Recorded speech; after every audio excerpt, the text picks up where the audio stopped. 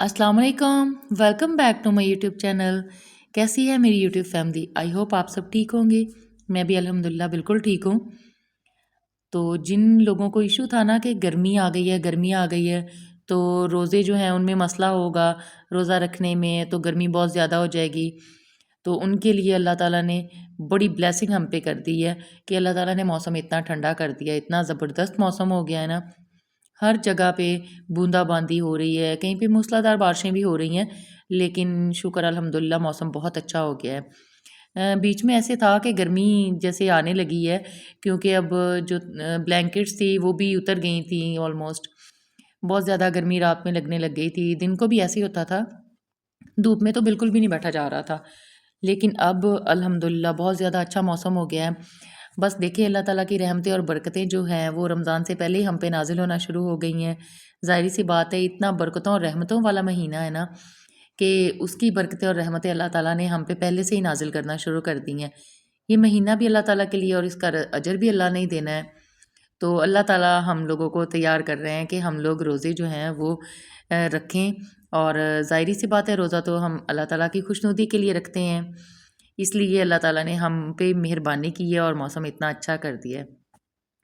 खैर आज मेरी हेल्पर नहीं आई थी, तो मैंने खुद ही काम करना स्टार्ट कर दिया, सफाई वगैरह करनी शुरू कर दी है।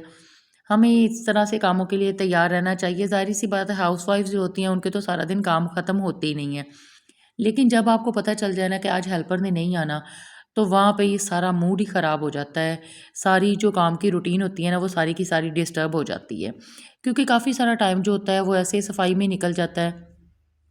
तो जब मैं ऐसे सारा मैं क्लीनिंग कर रही थी, तो मुझे लगा कि मैं ना थोड़ा-सा आज ये फर्नीचर जो है इसको भी थोड़ी-सी पॉलिश कर दूँ, ताकि इसमें चमक आ जाए। तो मैंने थोड़ा-सा इसमें कोकोनट ऑयल लिया, थोड़ी-सी कॉफ़ी ली, दोनों को मिक्स करके अच्छी तरह से ना थोड़ा-सा मौसम इस तरह से है, तो कोकोनट जो ऑयल था वो मेल्ट मैंने करने के लिए ना उसको मैंने ओवन में रख दिया। आधा मिनट मैंने उसको लगाया और साथ में मैंने कॉफ़ी का 1 चम्मच शामिल कर दिया और कोकोनट जो थे वो 2-3 चम्मच मैंने उसके डाल दिए। आपने जिस हिसाब से जितना आपका फर्नीचर है आप उस हिसाब से उसमें डाल सकते हैं कोकोनट ऑयल। कॉफ़ी का 1 चम्मच जो है वो इनफ होगा। और ये मेरी फर्नीचर से रिलेटेड जो है ना वो भी ये आप टिप भी समझ लें कि जो मेरी बहनें हैं ना जिन्होंने अपनी बेटियों की शादियां करनी है और उनको फर्नीचर वगैरह बनाना उनके लिए बनाना है, तो वो खुद भी अपनी बेटियों को ये समझा सकते हैं, क्योंकि आजकल ना बड़े वो डिज़ाइनिंग वाले जो होते हैं ना, वो ज़ाहिर सी बात है चीज़ें फैसिनेट तो करती हैं, लेकिन उनकी सफाई बहुत मुश्किल हो जाती है।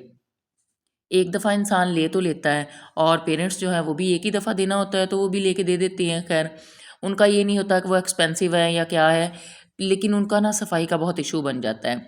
वो जब तक न्यू होता है ना थोड़े दिन वो बहुत अच्छा लगता है, लेकिन जैसे उसमें मट्टी जाना शुरू हो जाती है ना, तो वो डिज़ाइनिंग इतनी बुरी लगने लग जाती है, वो मट्टी दूर से प्रोमिनेंट होना शुरू हो जाती है। इसलिए बेस्ट यही है कि आजकल वो जिस तरह से है ना कि फर्नीचर का बहुत सिंपल लेकिन बहुत ज़बरदस्त लगता है। इतने वो लगते हैं ना क्लासी से और ज़बरदस्त किस्म के ना, वो घर में हर चीज़ पड़ी हो बहुत अच्छी लगती है। डिज़ाइनिंग कम हो, सिंप्लिसिटी बहुत अच्छी लगती है और उनकी सफाई भी करनी बहुत ईज़ी होती है। एक वो देखने में अच्छे लगते हैं, पड़े हुए अच्छे लगते हैं और वो होते भी मज़बूत हैं। ज़ाहिर-सी बात है, जितनी वो लकड़ी में डिज़ाइनिंग होती जाएगी, वो उतनी ही कमज़ोर हो जाएगी। तो इससे बेहतर यही है कि आप डिज़ाइन कोई उस तरह का चूज़ करें जिसमें ना तो बहुत ज़्यादा डिज़ाइनिंग हो, मतलब वो ज़्यादा से बहुत ही कुरेद-कुरेद की जो डिज़ाइनिंग होती है ना, जिस तरह से कह लें चैनोटी फर्नीचर में होती है, तो उस तरह से ना हो। ये देखें, ये मैंने सारा आपको जैसे ये मैंने ऊपर इसके किया ना वो जो मैंने सॉल्यूशन बनाया था, तो देखिए ये कितना ज़्यादा ज़बरदस्त लग रहा है बेड सारा ना। मैंने इसको सारे को कर दिया है, वो जितनी भी मिट्टी थी या कुछ इस तरह से था वो बहुत ही ज़बरदस्त हो गया है और इतनी शाइनिंग आई है ना, बहुत अच्छा लग रहा है। तो आप लोग भी ज़रूर 6 महीने में, साल में तो ज़रूर एक दफ़ा इस तरह से कर लिया करें ना।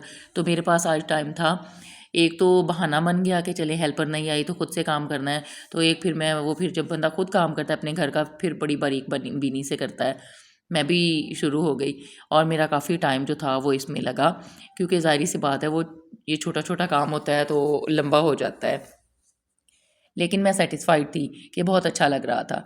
इसलिए आप लोग भी साल में 1 दफ़ा या फिर 1 साल बाद या 6 माह के बाद ना आप भी लाज़मी इस तरह से किया करें, ताकि फ़र्नीचर की चमक जो है वो बरकरार रहे। बहुत अच्छा लगता है ऐसे। और जब मैं ये सारा काम कर रही थी तो ऐसे ही भाई की कॉल आ गई कि उन्होंने आना है। मेरे बेटे ने फ़ोन कर दिया कि हाँ जी मेरी सुबह पार्टी है और मामू मुझे आपकी फ़लाँ वाली जो है ना वो वेस्टकोट चाहिए। तो फिर मामू जो थे ज़ाहिर सी बात है मामू वो तो भाग के खैर उन्होंने फिर आना ही होता है जब भांजे इस तरह की कॉल कर दें। फिर वो उनका अचानक प्रोग्राम बन गया और ये जो अचानक वाली दावत होती है उसकी प्रिपरेशन वो कैसे होती है, ये मैं आज आपसे शेयर करूँगी। बस मैंने फटाफट से जो हम लोगों ने प्रेप करके रखा होता है ना काम, वो बहुत ईज़ी हो जाता है आपको।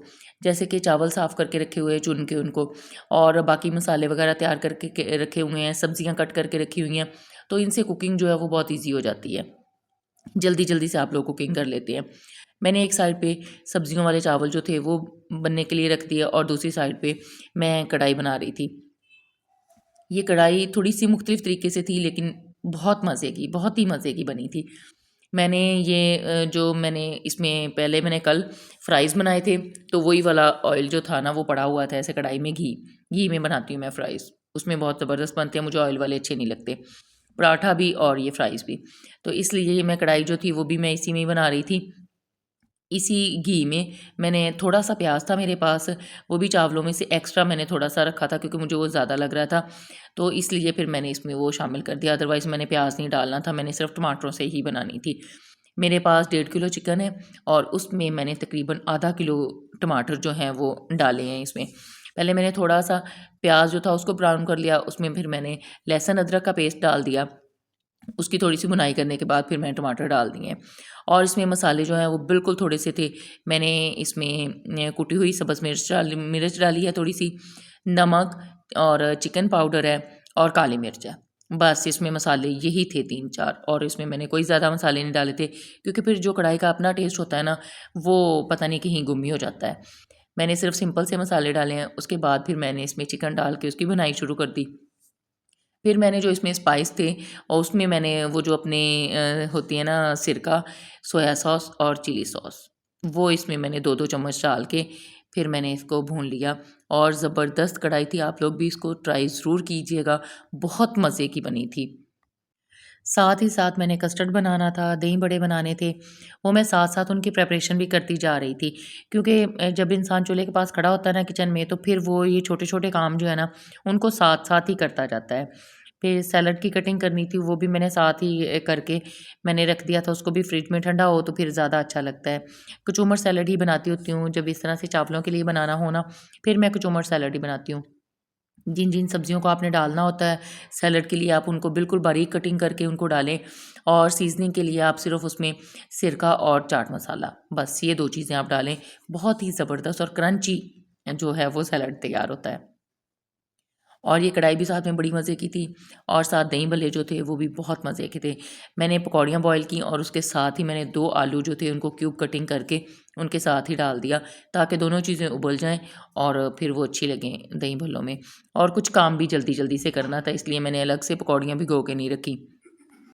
जब मेरा भाई इतने शॉर्ट नोटिस पे मतलब अपने भांजे के कहने पे वो आ सकता है तो फिर मेरा तो फ़र्ज़ बनता है ना अब एक ही भाई मेरा इधर है, हम 2 बहन भाई इधर हैं और 2 बहन भाई जो हैं वो अब्रॉड हैं। तो इसलिए अब इतना तो होता ही है ना कि हम दोनों चलें एक-दूसरे का ख़्याल रखें। तो वो जब आया तो फिर मुझे उसने आने का कहा ना मुझे बहुत ज़्यादा खुशी हुई कि हाँ जी, ये होते हैं देख लें बहन-भाई जो होती हैं उनकी मोहब्बतें, उनकी चाहतें और एक-दूसरे के लिए अनमोल। तो फिर बहुत अच्छा लगता है जब इस तरह का बहन-भाइयों का प्यार होता है एक-दूसरे से और वो फिर आगे उसी तरह का प्यार जो है वो आपके बच्चों से भी करें, फिर बहुत ही दिल खुश होता है। मैं फटाफट से अपने काम निपटाने लगी हुई थी क्योंकि मुझे पता था अब सबने एक साथ ही घर में एंटर होना है और सबने कहना है कि हमें बहुत ज़्यादा भूख लगी हुई है। सारा दिन गुज़र गया था तो ये ज़ाहिर-सी बात अब रात का ही खाना बना रही थी मैं और मुझे पता था उन सब ने कहना है कि हमें बहुत ज़्यादा भूख लगी है, अभी तक खाना तैयार नहीं हुआ। तो मेरी यही कोशिश थी कि मैं जल्दी-जल्दी से खाना तैयार करके टेबल पे पहुँचा दूँ। माशाल्लाह से रमज़ान की भी आमद है और हमें इसी तरह से जल्दी-जल्दी भाग-भाग के काम करने की आदत होनी चाहिए और थोड़े टाइम में हम ज़्यादा काम कर लें, यही हमारी आदत होनी चाहिए। पहले तो था कि हफ़्ते का रोज़ा है तो अब कह रहे हैं कि इतवार का रोज़ा है, चलिए ख़ैर एक दिन हो तो गया, अल्लाह ख़ैर पाक ख़ैर करे। रहमतों बरकतों वाले महीने का हम तो मैं कहती हूँ शिद्दत से वेट कर रहे हैं। तो यहाँ पे मेरे खाना बनाते-बनाते माशाल्लाह से सभी आ गए थे घर में और फ़ौरन से मुँह हाथ धोने चले गए थे कि अब खाना जो है ना वो जल्दी से आप लोग मेज़ पे लगा दो, बहुत ज़्यादा भूख लगी है। बस मेरा कस्टर्ड रह गया था डन होने वाला, तो इसको तो ख़ैर बहुत ज़्यादा कोई टाइम नहीं लगना था। वो भी मैंने रख दिया और साथ-साथ ही मैं खाना टेबल पे रखती जा रही थी कि सभी लोग आ जाएँ और बैठ के खाना खा लें। सबको बहुत मज़ा आया खाना खा के, खाना भी इतने मज़े का था, बहुत मज़े की कढ़ाई बनी थी। मेरे कहने पे एक दफ़ा आप लोग भी ज़रूर ट्राई कीजिएगा, आपको भी बहुत मज़ा आएगा। उम्मीद है मेरे आपको आज का मेरा व्लॉग पसंद आया होगा। मेरे चैनल को लाइक और सब्सक्राइब कर दें, शेयर ज़रूर किया करें।